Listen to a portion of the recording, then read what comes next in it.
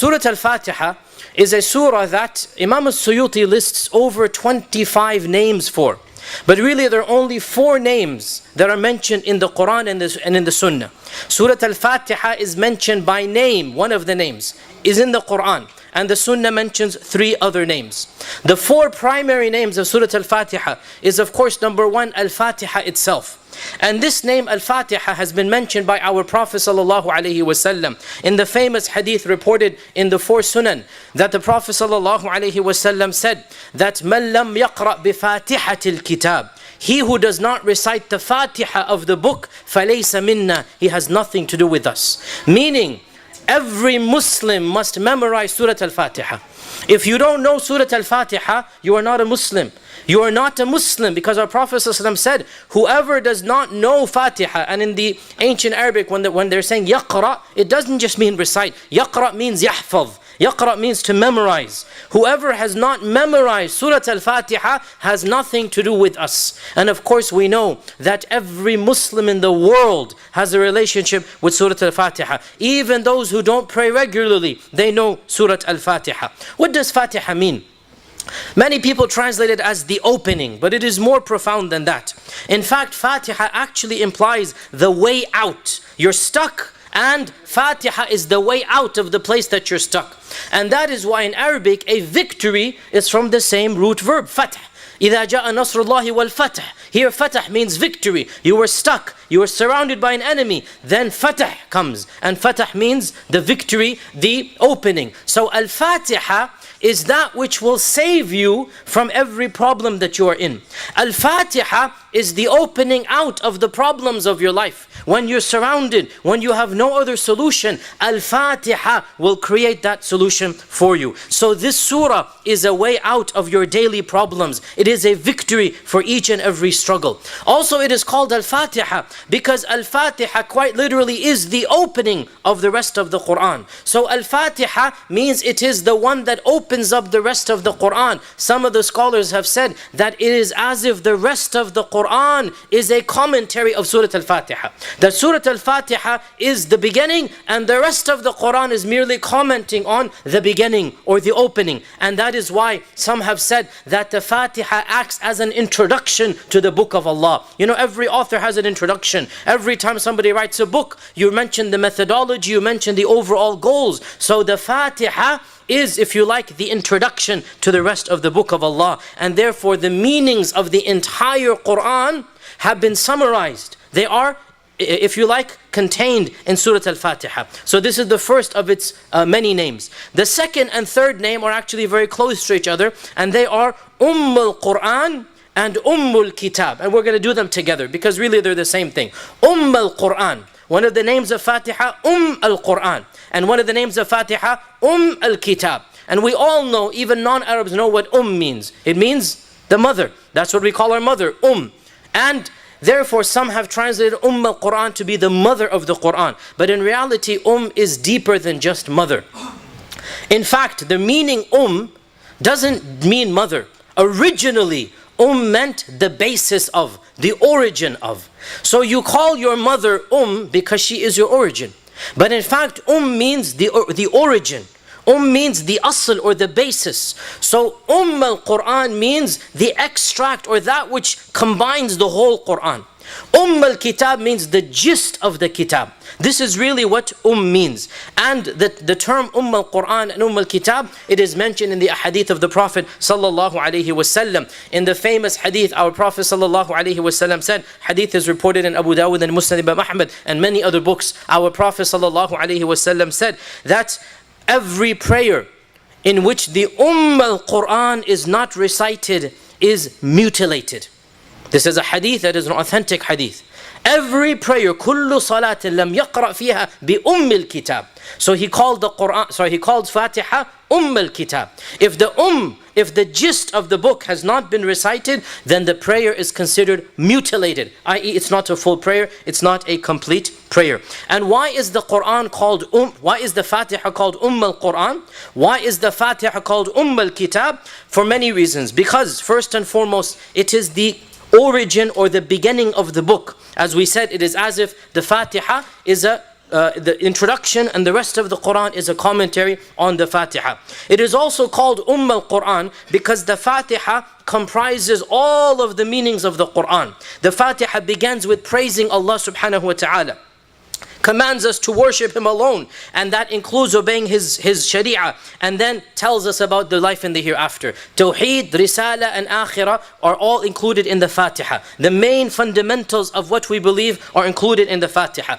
The Fatiha combines between internal knowledge and external commands, and these two, internal knowledge and external commands, are the two bases of the entire religion. Why did Allah reveal a book? To teach us so that we can act properly, have ilm and amal.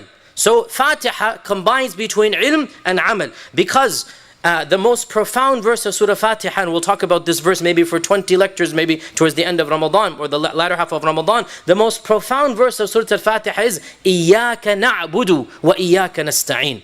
إِيَّاكَ نَعْبُدُ, you alone do we worship, and worship is the external actions. وَإِيَّاكَ نَسْتَعِينُ, you alone are the one we ask for help. Our tawakkul, our heart is attached to you. So ibadah is external and isti'ana is internal. Worship is external, that's actions, and seeking Allah's help is internal, that's your heart relationship with Allah. So this verse combines between outer action and inner knowledge, and we'll talk about this inshallah ta'ala again in the course of these series. Also, of the reasons why the Fatiha is al-Quran and al-Kitab is because it summarizes the most powerful names of Allah subhanahu wa ta'ala. The most powerful names of Allah are mentioned in this one surah, and they are Ar-Rabb and Allah and Ar-Rahman. These three names are the three names that summarize everything to do with the names of Allah. And again, we will talk about each of these names. Allah and Ar-Rabb and Ar-Rahman. Each one of these names summarizes entire oceans of knowledge. And these are the primary names. Even though Fatiha mentions two more names, and that is Ar-Rahim and Al-Malik or Maliki Yawmiddin. These are also mentioned. But the three primary names, and all of the names of Allah come under these names, are Allah, Ar-Rahman and Ar-Rabb. And we'll talk about these names inshallah ta'ala in separate lectures. Of the reasons why Fatiha is called al-Kitab is because it talks about the social conditions of mankind.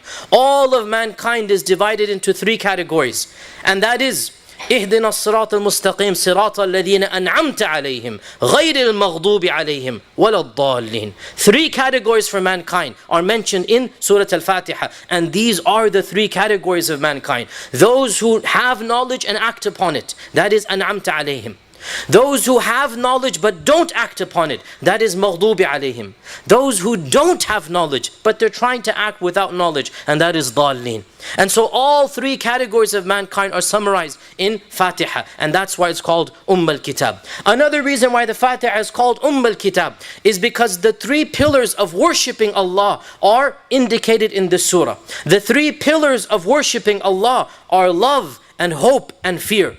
Hub and Raja and Khawf. These are the three pillars that we worship Allah on. And the Fatiha comprises these three pillars. Alhamdulillahi Rabbil Alameen. We praise Allah because He is worthy of being praised. You praise the one whom you love. Alhamdulillah. We love Allah subhanahu wa ta'ala.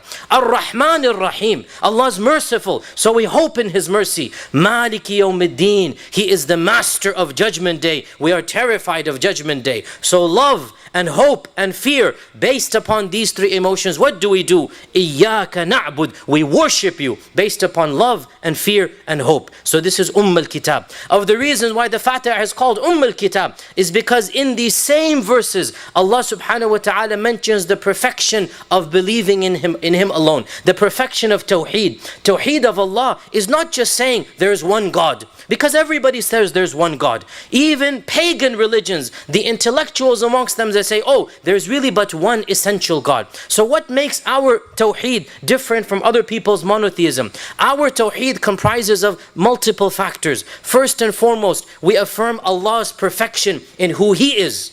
Secondly, we affirm Allah's perfection as a Lord over us, relationship with us. And thirdly, knowing that Allah is perfect and He is our Lord, we then worship Him alone. These are the three ways we unify Allah. We unify Allah's perfection in who He is. That is Alhamdulillah. We praise Allah. Ar-Rahman Ar-Rahim, we praise Allah. We then affirm Allah's perfection in His relationship with us. That is Ar-Rahman Ar-Rahim. That is Maliki Yawmiddin. He is, that is Rabbil Alameen, excuse me. His relationship with us is Rabbil Alameen. And Ar-Rahman Ar-Rahim. And Maliki Yawmiddin. His relationship with us is a Lord. He is merciful. He will judge over us. And we affirm, Iyaka na'budu wa iyaka nasta'een. You alone are we going to worship. Once again, there are three unique things that we do in Allah's Tawheed. We affirm, number one, that Allah is perfect. Number two, that He has a perfect relationship with us. And number three, that we will worship Him and Him alone. This is why our Tawheed is different than any other religion's Tawheed. Our monotheism is unique because we affirm Allah is perfect. We affirm He alone is the one who has any cause in this world. He is the one who brought it into existence and everything happens by Him. And then what do we also do? We worship Him and Him alone. All of these three categories are mentioned in Surah Al-Fatiha. So these are some of the reasons why Fatiha is called Al-Quran and Al-Kitab. So, going back, we said Fatiha has four primary names. Number one is Fatiha. Number two is Al-Quran. Number three is Al-Kitab. What is the fourth name of Fatiha? This is the name that Allah mentions in the Quran.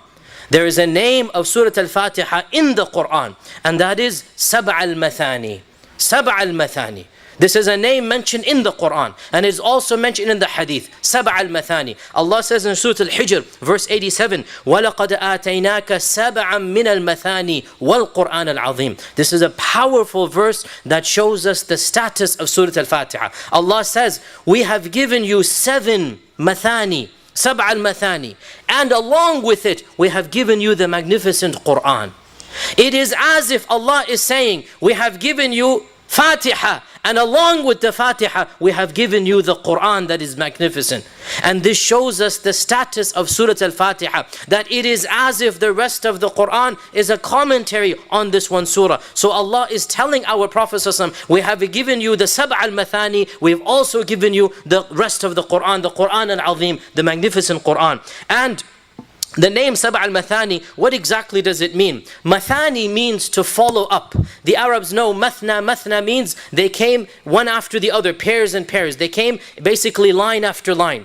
Some scholars have said Fatiha is called Sab' al-Mathani because every time you finish reciting it, it's only a matter of time before you have to recite it again. You finish one rak'ah, the next rak'ah will recite Fatiha. If the salah finishes, 2 hours later, another salah, you will recite Fatiha. So one interpretation, Sab' al-Mathani, you're always reciting Fatiha. But the stronger interpretation, and inshallah the clear one, is that Mathani here means that which is frequently recited.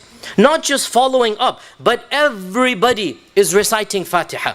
This is the 7 verses that are oft recited. Sab' al-Mathani, the 7 verses that everybody recites all the time. Nothing is recited more than the Fatiha. And subhanallah, brothers and sisters, how often is this surah recited? At any given second, in any day of the year, hundreds of millions of people around the world are praying salah, and they will be reciting Surah Al-Fatiha. On average, a Muslim who just barely prays, not even the full sunan and tahajjud, just the average Muslim who's just praying what is barely required, will be on average reciting Fatiha 30 times a day. 30 times a day. This translates into 11,000 times a year. Even if we estimate that 50% of the Muslim world is praying, this would mean that on average, this surah is being recited over 20 billion times per day.